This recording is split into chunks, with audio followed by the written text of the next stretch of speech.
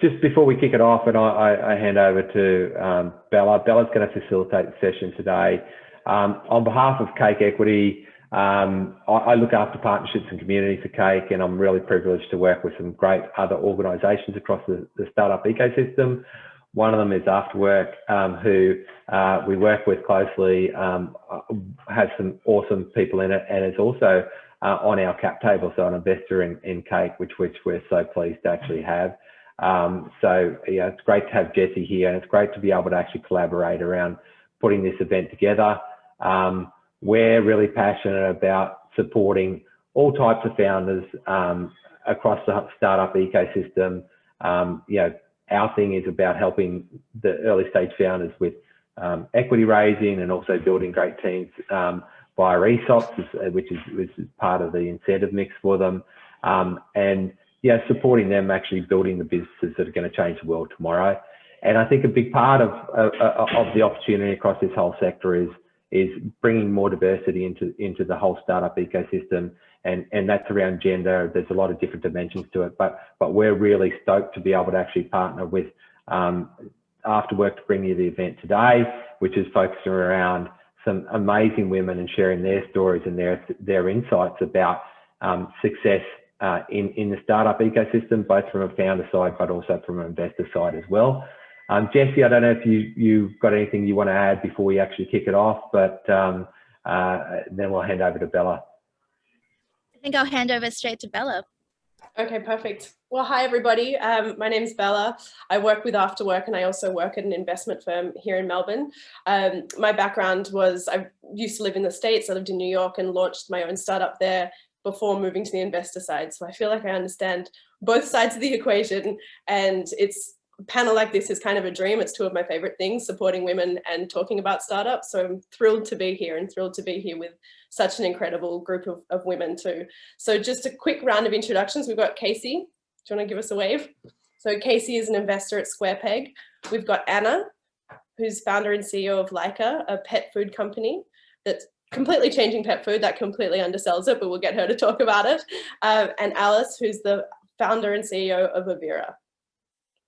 Great. So just to get things going, it'd be great to hear from, let's start with you, Alice. If you could just tell us a little bit about your work and world and what you do. Yeah, sure.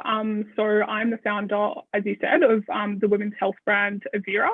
I don't have any background in like business marketing. I've actually never had a proper full-time job. So I'm definitely a case of like anyone can do it. More about Avira, we are selling globally at the moment, and we're really looking to solve all the shitty women's problems we experience, with our first product being a wearable device for period pain. Great. And you, Anna, do you want to jump in next? Yeah, sure. So hi, I'm Anna. I'm the founder of Leica. As Bella mentioned, my background is in management consulting. So I was sort of a bit, fed up working with big companies that I wasn't really passionate about, which is why I made the leap and started Leica. As Bella mentioned, Leica is a direct-to-consumer house of pet wellness brands, and we currently do a brand called Leica, which is lightly cooked human-grade pet food on a subscription basis. And Casey, can you tell us a little bit about what you do and your journey to get there? Yeah, sure. So also, as mentioned, I am at SquarePeg Capital. So we're a VC in Australia, have invested in a bunch of things you might know, like Canva and Stripe, and some amazing and up-and-coming Australian startups like Zeller and Airwallex, for example. I joined the SquarePeg team in October last year. Before that, I was at Uber for almost 6 years. I joined just as I had started university in Brisbane, and then ended up working across operations and strategy here and then overseas for a bit. And it was a really fun journey. And so I love talking about women in startups. Great. And how did you get into, what drew you into the world of startups? Casey, we'll start with you. Yeah.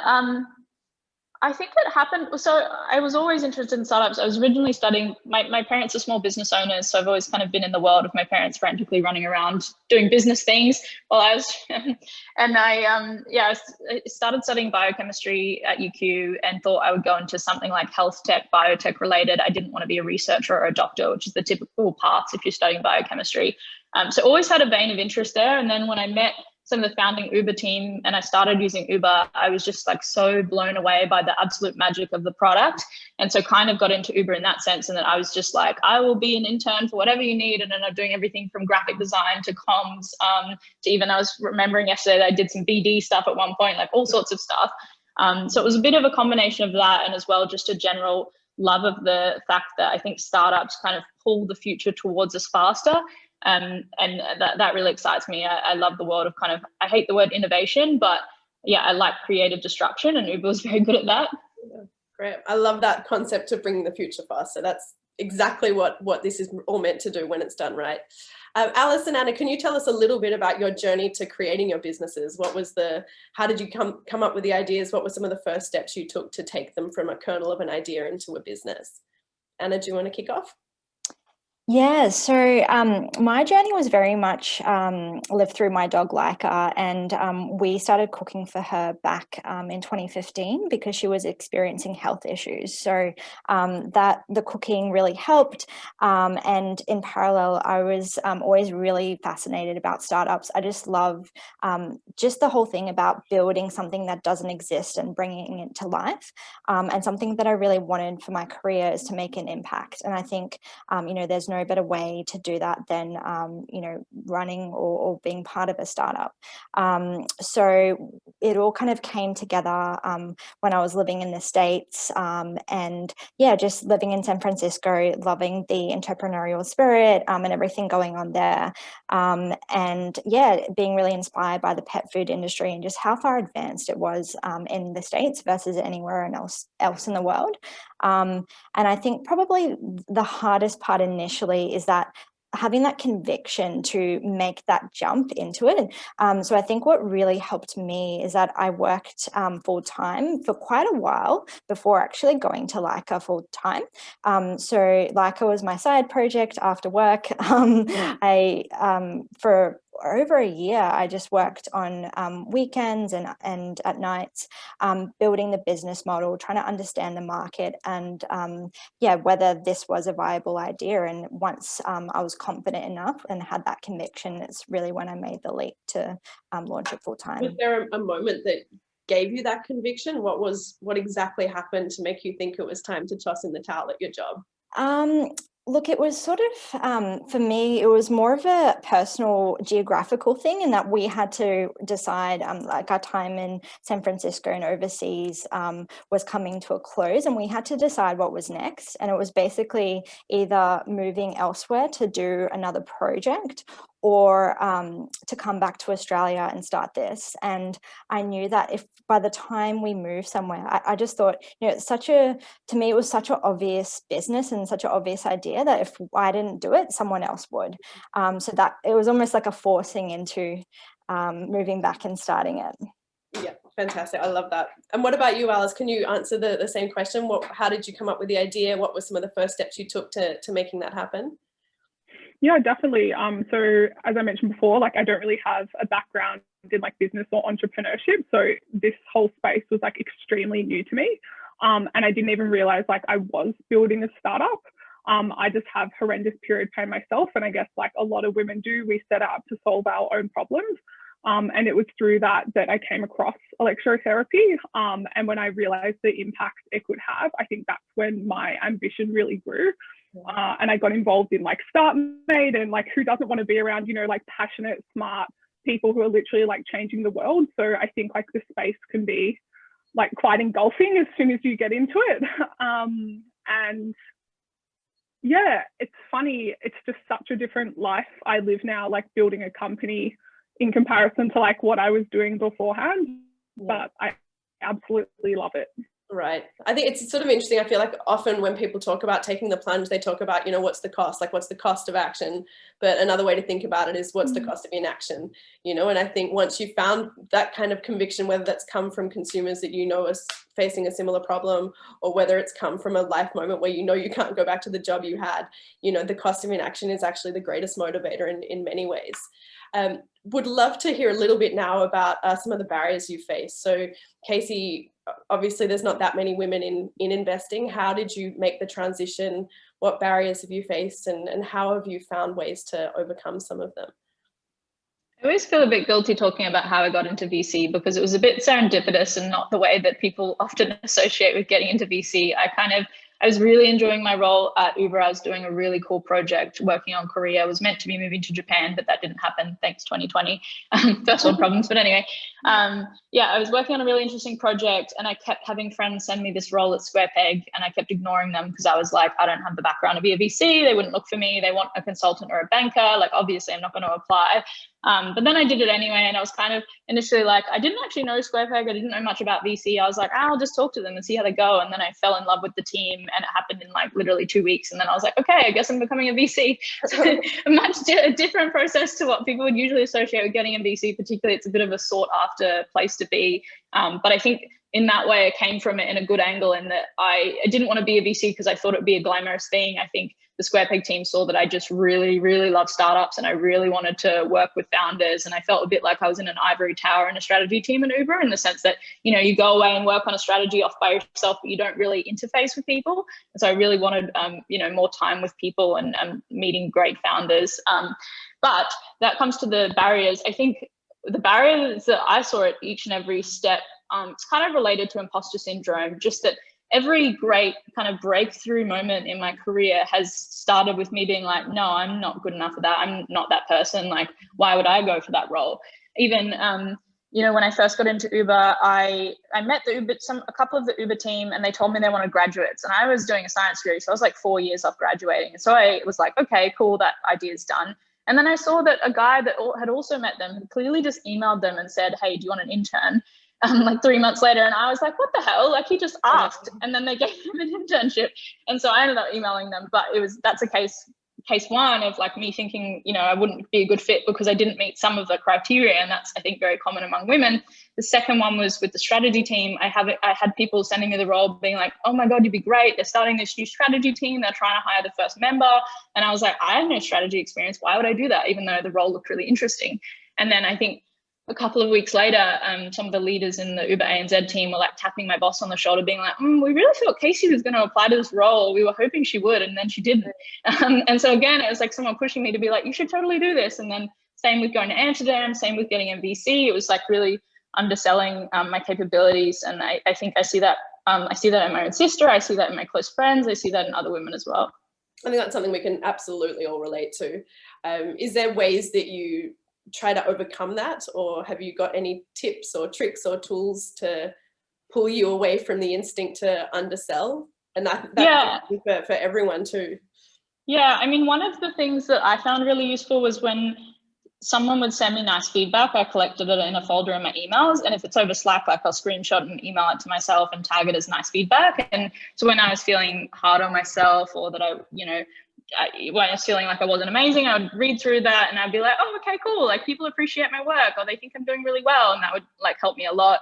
I would often talk about this with Susan Anderson, who ran the rides business for Uber and APAC. And she would say that she really liked affirmations, which I can be a bit iffy on, but when I do them properly, I also really like them. I don't like kind of things that feel a bit wishy-washy, but I actually think affirmations are really helpful. So I think like little tips and tricks like that are really helpful. Yeah, I love those tips. I think collecting nice feedback is such a good way to do it, especially with the negativity bias. You need 3 good things to any one. So I think having that as a sort of repository to draw on in tough times. What about you guys, Anna and Alice? Have you got any tips for overcoming imposter syndrome? If I'm assuming that's something that you do struggle with, or that comes up from time to time. Yeah, I'm happy to talk. Similar to Casey, I actually do something very similar, except it's the opposite. So I have a collection of quotes from people who told me, like, you're never going to be successful, this is failure, this is terrible, like, you're never going to get investment. from people who were like quite experienced, thought leaders, investors, and so forth. And it's so fun to look back and read them, because I think it just shows that it's really up to you in the end. Like, and the other thing, oh no, I think my headphones are going to die. 2 seconds. Anna, do you just want to talk? And I'll swallow over. Yeah, and I think as well, like taking the opportunity to turn around those situations into a positive. So, for example, I'm really competitive and I don't like it if people tell me like, you know, this can't work, or, you know, what are you thinking, blah, blah, blah. So what I always try and do is like, okay, I kind of take it as a challenge to try and really have a go and a crack at that problem. And yeah, like it kind of almost forces you sometimes to go deeper and to really try and figure it out versus just kind of stepping away and letting it be. The tip that I sometimes do is try to develop a male alter ego. And if I'm ever struggling with something, I'm like, what would I do if I was a dude? And I give that feedback, I give that advice actually a lot. It sounds stupid, but most of the time you'd act with a lot more of a bravado. You wouldn't even sweat the things that's worrying you. So it's a bit of a funny one, but you know. 100%. I actually think, and I mean, and there's lots of commentary on Uber's culture. For the most part, I think it was really great generally, but I think it did definitely have like a tech bro culture, and I definitely had to push myself to be more like that, kind of like more outgoing, more talkative, more like propping myself up. And I don't think, you know, everyone's comfortable at doing that, but it's something that I've had to push myself to do to make sure that I'm being like, wait, I'm great too. Like, give me good projects. Completely. Yeah, you got to be in it to win it. That's for sure. So my original question was barriers, and then my next question was going to be about self-imposed barriers, but it feels like the biggest barrier is ones that we're putting on ourselves. Have you guys experienced any barriers that are, you know, that you've actually experienced? So things that are real, not just things, limiting beliefs that are holding us back.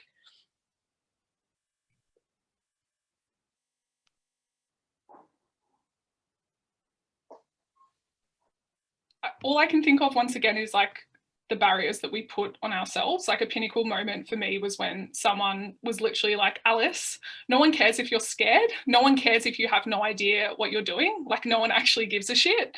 So you're just going to have to go and do it. And it's like so good to remember is that like you think someone has like this golden or secret answer out there that's going to like solve all your problems, or there's someone like 10 times more experienced. And like we have had mentorship and advisorship from people who are like, have done exactly what we want to do. And I would say like 50% of the time we can still come up with like a better way forward, which is like slowly you get more comfortable with over time. But yeah, I can't actually think of any like proper barriers. What do you put that down to, your ability to get to a better solution? Is that being intimate with the problem? Is it passion? Like what's driving that, do you think? I think it's two things. I think it's one is like, which is like no surprise that as the founder or like someone that works in a company, is that you have like literally millions of data points to be able to solve that problem. And so like we say, it's like being intuitive a lot of the time, but it's actually just having like these massive, you know, chips of data within you to be able to like know the way forward. And then I think the other thing is like just hire really smart people. Like I don't need to be the one now who like knows how to solve all these problems, because I'm just, you know, I have these other like highly intelligent people around me. Yeah, absolutely. Yeah, and I think something else, I mean, I completely agree with you, Bella and Alice, in that I feel like most of the barriers that all the barriers that I've faced along the journey have been more self-imposed. I really can't think of a single sort of external force. But yeah, I think early on, another thing to get that I had to get really comfortable with was asking for help.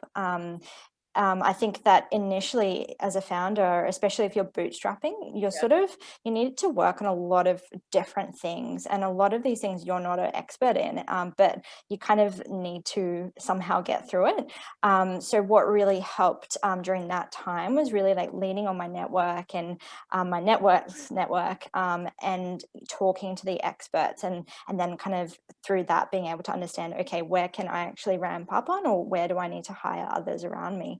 And yeah, like initially it is quite, you know, you kind of think, you know, can I take up these people's time? Can I make that ask? But I think it's just a matter of going for it. And, you know, 9 times out of 10 people are so willing to help and kind of jump on board. Absolutely. I think there's a bit of a conflation in a way between external and internal barriers, in the way that I think a lot of those internal barriers, at least ones that I feel like a bit of a societal or like cultural thing for women, on like especially the imposter syndrome. I know women get lectured all the time about imposter syndrome, but I do find it more frequent among my friends. And even I've heard other VCs say, you know, when women pitch me, you know, their targets don't sound as ambitious. And someone was like, yeah, that's because theirs are like where they're actually going to land. Whereas the guy who pitches is like 3 or 4x where he's going to land. Like, and so you shouldn't judge them on like, oh, they're less ambitious. They're just like a bit more pragmatic, maybe a bit more pragmatic, not willing to like oversell what they're going to do. So I think, yeah, there's a bit of like overlap there between internal and external barriers. Yeah, I think that's a really good point, actually. And it's hard to assume those, yeah, the kind of the differences culturally that are put upon us from such a young age as well. They're so deeply ingrained. Okay, so a bit of a change of tack. Is there any experiences that you've had from either your childhood or university, or things that you really feel prepared you for the roles that you have now?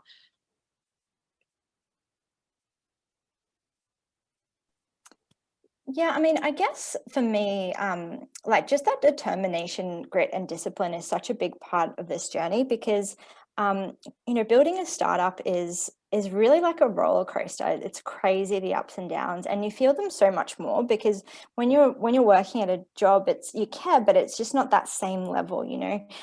Whereas with a startup, it's all kind of riding on you.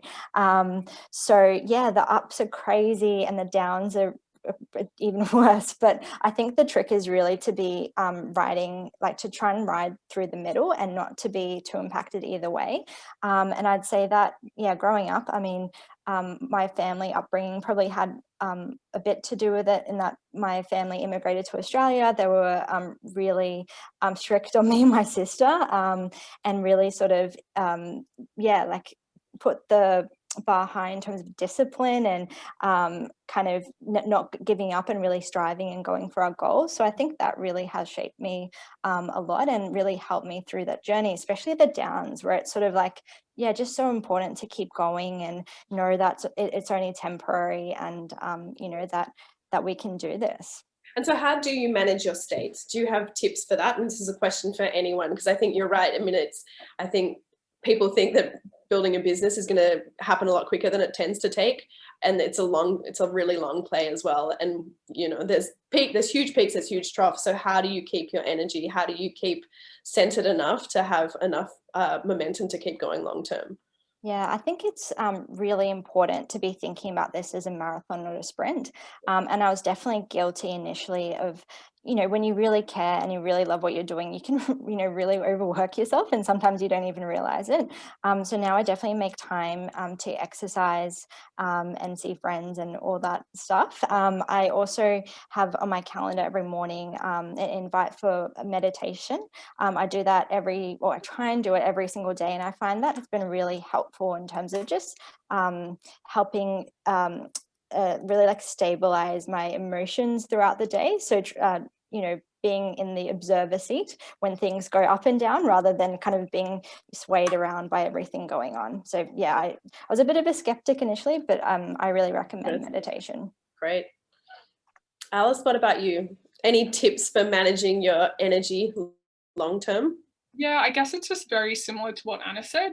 Like, just be very wary, I think, when you first start, because you usually are just like one to a few people, and you do kind of like have to do everything yourself. So I was like massively burnt out at the start. Even when I raised capital, I still just a one-person team, but I still don't have the answer for it. Like, realistically, it is going to be hard, and I don't think you're going to be like a yogi sitting on the beach like having a great time. I don't, you know, I've heard crazy things of people in the space who they track their hours like on spreadsheets, like trying to optimize how many hours they spend on email and stuff. Like, I'm just not about that. So like, I do a bit of meditation. I think it's just like the basics, like eat healthy food, make sure you're socializing. I'm massive on sleep. But yeah, sunlight, all the feel good things. Casey, what about you? I feel like you would have had a pretty rough ride at Uber, or not rough, but pretty intense at least. And I'm sure that your role now is the same. Yeah, I think I'm still a little bit traumatized from trying to work full time at a startup to trying to study full time. That was not wise, would not recommend, but you know, it was a very interesting journey. I think for me, I've spoken a lot in other forums and on my LinkedIn about my experiences with anxiety and depression. And I think that the discipline around those two things has taught me a lot about looking after myself. Like I kind of try to see it in the frame of a blessing, in that it has taught me to be really good at looking after myself, because otherwise I just spiral really quickly. And so, yeah, I think it's the simple stuff that's already been mentioned here, like sleep and eating well is really good, making sure you have a good balance of seeing friends. And I can't handle much rigorous exercise, so I do a lot of yoga, which is really helpful. And I think other things are just like good anxiety techniques. So, you know, if I feel like I'm being really hard on myself, I try and balance the kind of what I think is true, and then try and balance that against what I think is actually a fact. And because I think contextualizing things in the way of a fact rather than this subjective idea of who you are is dramatically helpful. So I do a lot of those kinds of techniques. I'm really into, or I like reading about the Stoics. I wouldn't say I'm an expert on it, but I really like their like pragmatic approach. They're very similar to, they use very similar practices to some kind of modern ways that people deal with anxiety as well, which is really helpful. I love that. I think as well, it's such a, you know, if you have something that throws you off, you know, just taking a minute to pause and think, okay, how would the best version of myself deal with that problem? You know, like the version that's rested, the version that's feeling excited about something else, the version that's got clarity, maybe the version that's just meditated, you know, and it's a completely different shift. I tend to notice with myself, if I often panic at the minute I see a problem, and all I need is like 5 minutes just to like not look at it and that process it, and then I come back to it and I am actually excited to tackle it. And that's sort of a process that I know I go through, so I can identify it now when it happens and just remove myself from that moment and re-engage when I'm in a better state. Yeah. Any other tips on that front about trying to get into a place where you're... One last one, because I think Cal is going to send through a heap of resources for everyone. But I would just say is that at first, I think it's great to go like hell for leather and consume as many books and podcasts and YouTube videos and listen to these talks and everything. But make sure you're like switching off and like watching some shitty reality TV. I think Jessie and I were talking on the weekend, is like the only books I read now is like about Dungeons and Dragons and like the most ridiculous fantasy stuff, because it just like really helps me switch off, because otherwise you'll find that like 24/7 your brain is just like firing. Absolutely. I actually find my biggest luxury of all is starting the day reading 10 minutes of a fiction book, because when you read fiction, you're in a completely different mindset, and to start the day with that rather than finish it, it just puts you in a different frame of mind for the entire day. So that's like the treat that I give myself if my daughter lets me sleep in. I have a rule of no nonfiction before bed, and I try and turn things off at like 9. I don't always successfully, but my brain needs a long time to wind down. But I'm also on the like weird fantasy fiction, because even I'm really into sci-fi, but I can't read that much lately because sci-fi makes you think so much. So just all in fantasy now. All right. Are there any people or resources in your life that have really helped you to build conviction? So any people that you regularly check in with, anyone that you admire, that you sort of try to reorientate yourself if you feel a bit lost or overwhelmed? Yeah, I mean, I have a pretty easy one, and that's my partner, Gigi. He's been super supportive through this whole journey, and he's actually last year he came on board and sort of quit his job and joined full time. But yeah, I think it was so important initially having someone at home that yeah, like just someone to talk problems with and get their honest opinion, and sometimes have that like boost of confidence or optimism. But yeah, like definitely wouldn't be here without him. Awesome. Anyone else? Yeah, I would say I'm going to give a shout out to the boys from Koala. They've been super supportive from my journey. Like, I'll give you an example.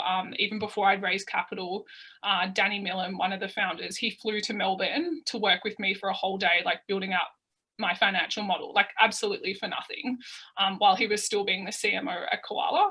So they've been so great to me. But I'd also say, like, my sister, I think I call her 3 times a day, and like where I'm sitting now, there's like a day bed. It's like a therapy bed, but I'm like lying there 3 times of the day, like just talking shit with her. That's so good. And what about you, Casey? Any mentors or anyone like that helps keep you inspired?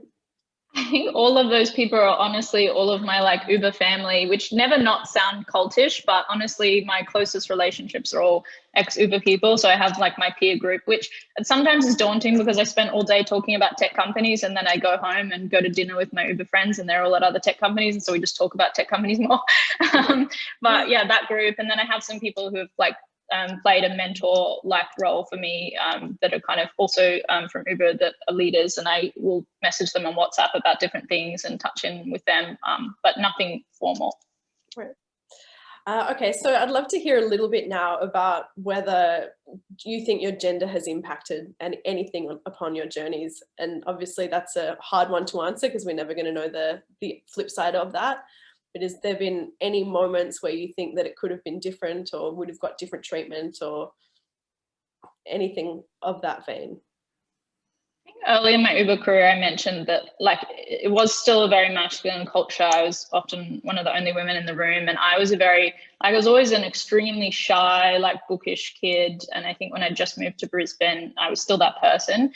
And I would always get this feedback from people who'd be like, you're just such a good, quiet achiever, you know, just like working away in the background, doing stuff. And I'd be like, well, why don't you give me the same projects as like the guys that are like very shouty about how great they are?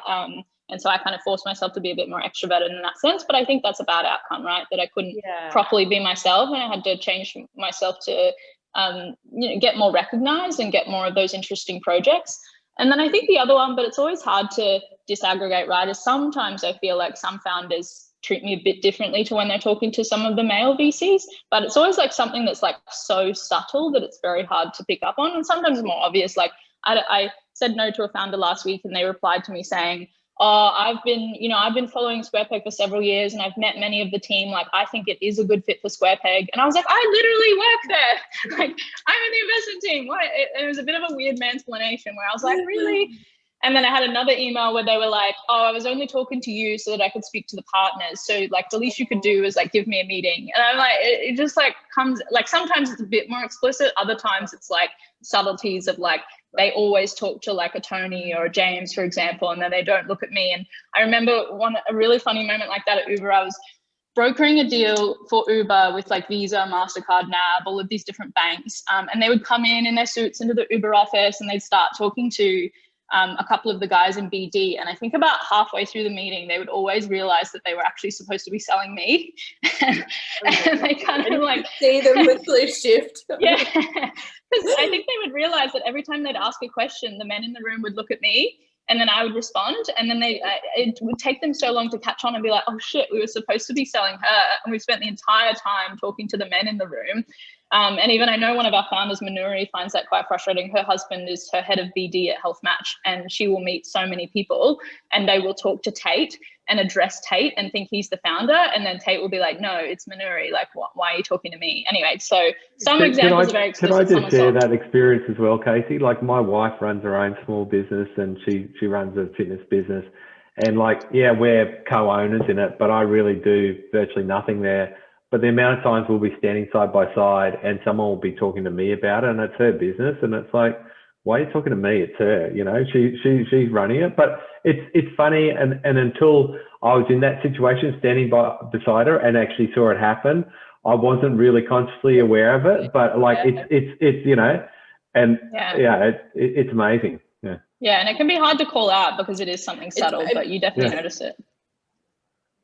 Well, the subtle ones are really tricky as well, because you don't want to explicitly call it out, even though sometimes it warrants that. It's a really tough line to tread. Yeah. One more example. One time I was in a pitch, and it was with one of our male partners, and the guy was pitching, and then he had to leave for a phone call, and the guy was like, I'm just going to stop talking for a second because what I was about to say next is really important. So I really want so-and-so to be here. And then just stop talking to me for like 5 minutes. I was like, you also missed an opportunity. Anyway, there's end of my stories for now. When I'd first joined Kin, I had someone pitch to us, and he looked me up on LinkedIn, and we had all these mutuals, and he was like, "We got all these mutuals. I'm worried. I'm just not sure. Did we hook up in New York?" And I was just mortified. Like, I couldn't even, like, what do you even say to that? There's just, oh my God. Yeah, I was so shocked. But I sometimes bad behavior can also, it makes it pretty easy to make decisions as well. So yeah. What about you, Anna and Alice? Any moments that you feel could have been differently if your gender were different, or different treatment that you've received in your careers? Yeah, I could probably like rattle on for about an hour with like my experience, like being a solo, young, like inexperienced female.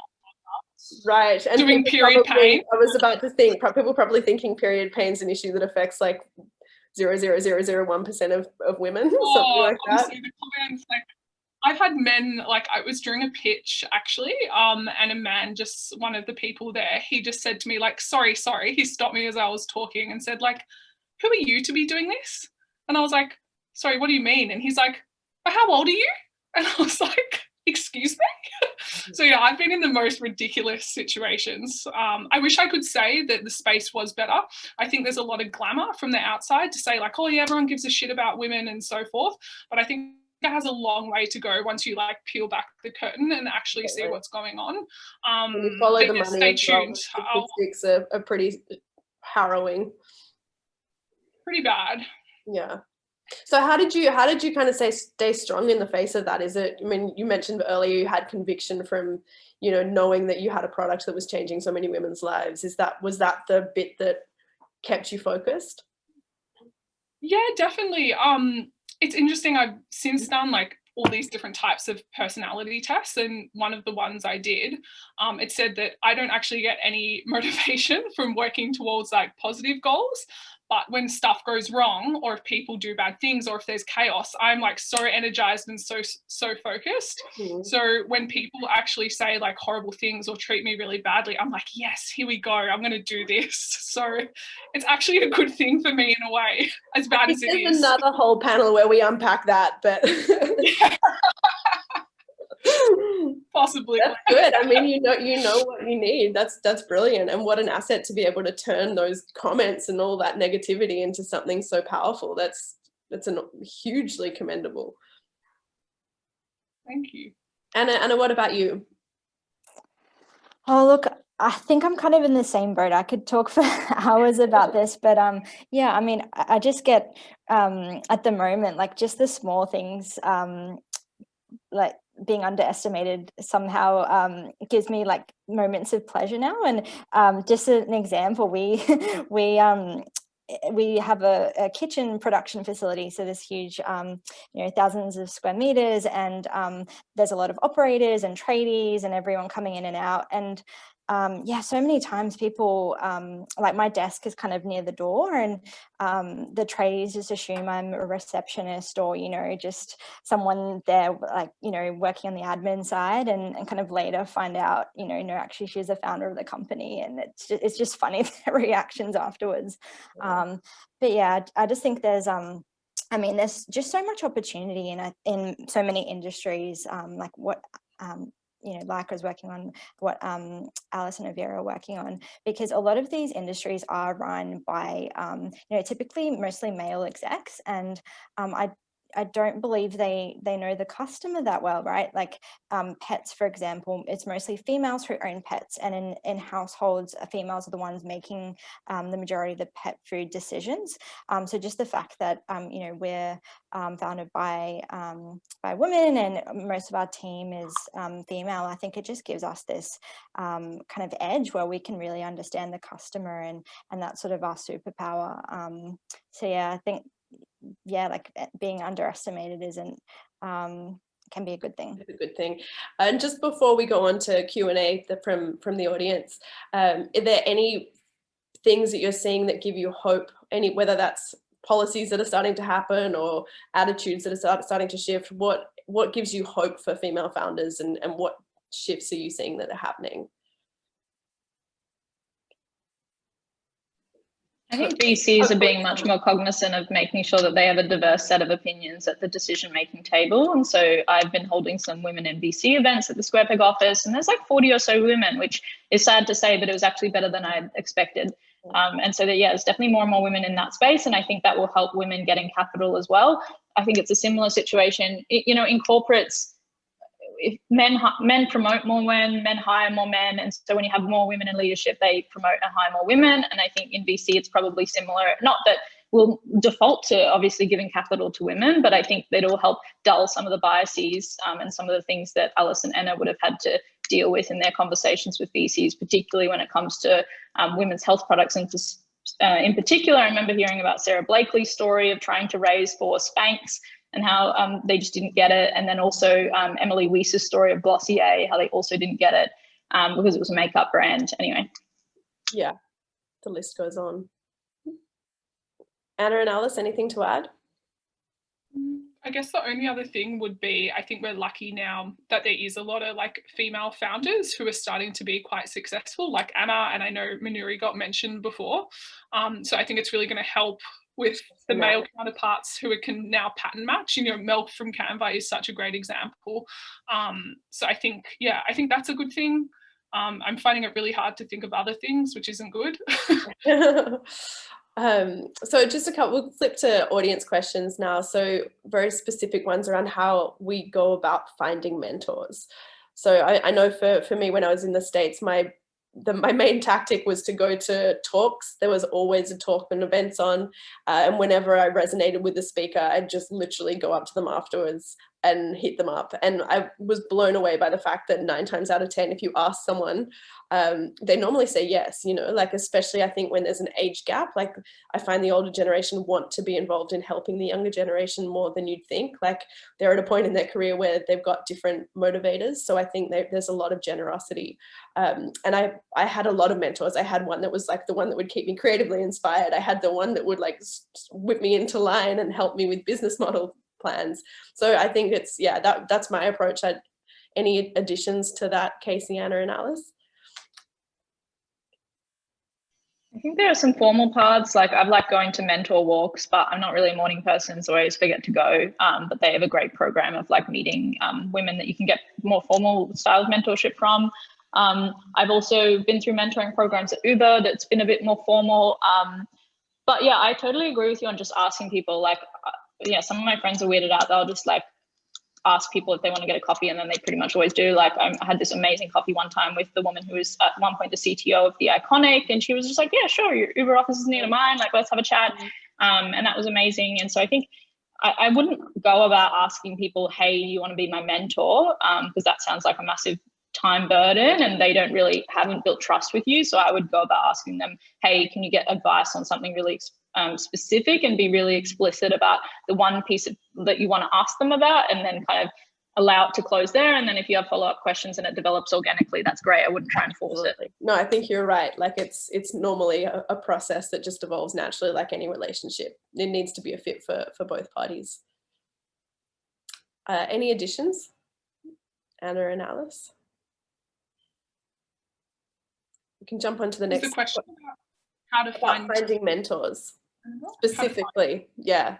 Accelerators, I think, are great for connecting you with mentor networks, and I think like you've been vetted to an extent, so mentors are really happy to usually help, but I think the Casey just gave like the best bit is never ask someone to be your mentor. Like I have so many mentors in theory, but I've never asked any of them to be my mentor. Like they just become like friends, like a normal relationship. That's a really good point. So another couple of questions we got about validating your ideas and concepts. So, you know, how did you go about that, Anna and Alice? And another question in there about, did you set yourself a deadline? Like if this doesn't work by this point, I'm out.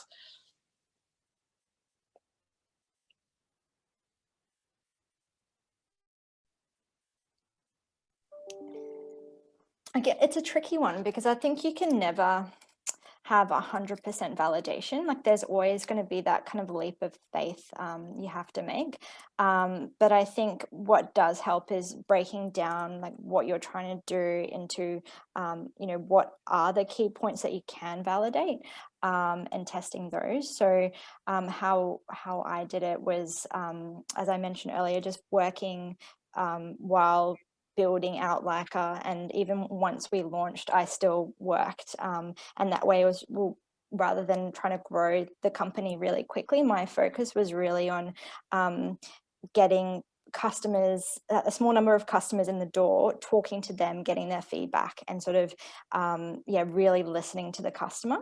And only once I ticked off those kind of points did I make the jump. But there's still always that kind of, you know, leap of faith that you have to make. I think it's hard to kind of have 100% validation.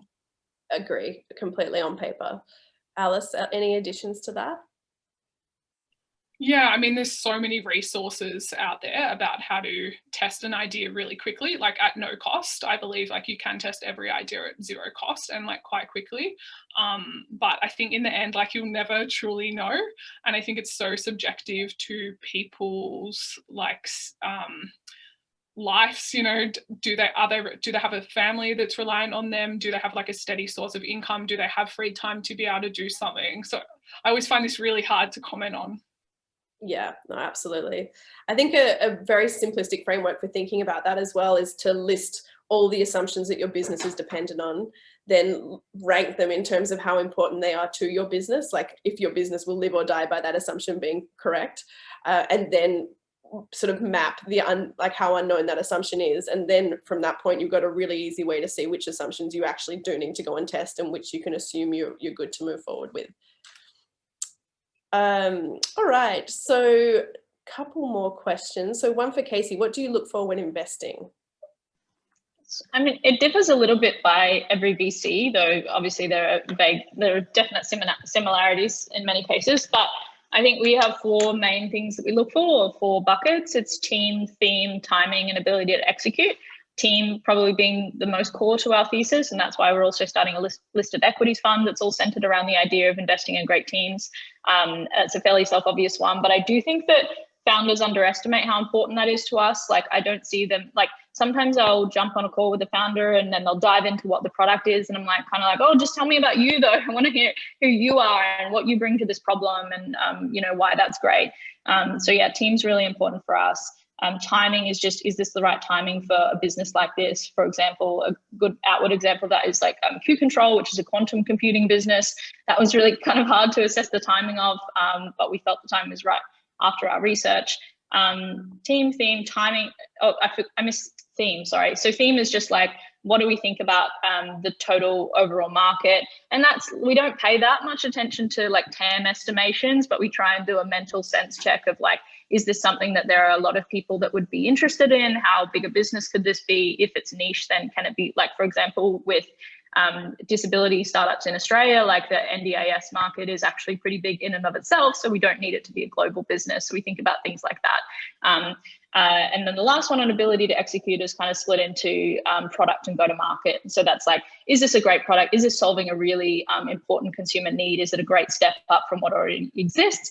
And then ability to execute is all about go to market and how you're thinking about that, which is obviously important. I think people place a lot more emphasis on those last two than the first, but I think team is more important to us than the details in product and go to market, actually, which might surprise some people. Got another question in sort of a shade or variation of imposter syndrome, but talking about youth being a barrier too. Is that something that, you know, you have experienced in your respective careers, and how have you found ways to find conviction and confidence in the face of that?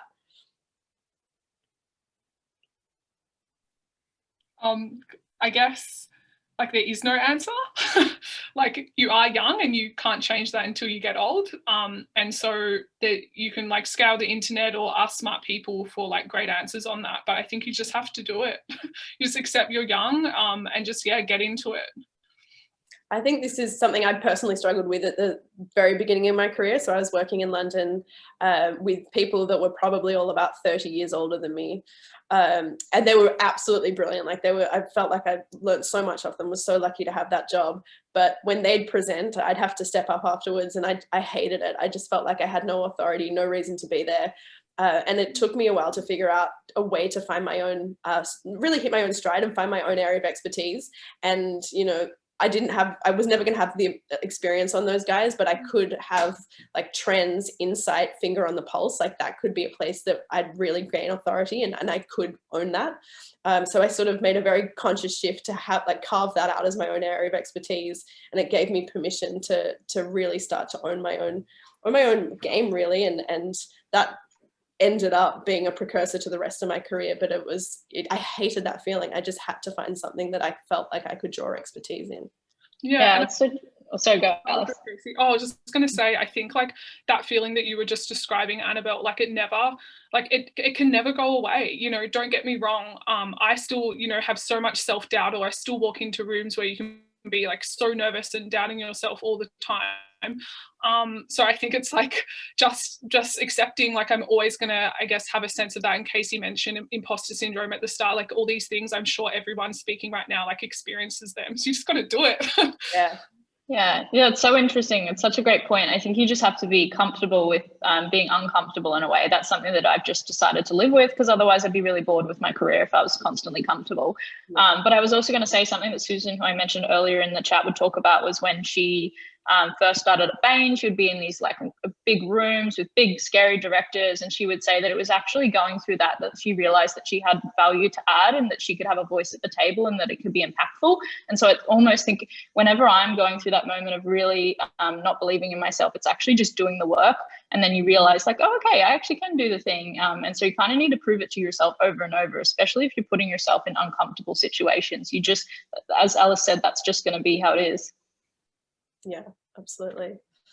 All right, a question we've got, how can people promote female founders? How can someone think about really trying to get behind them?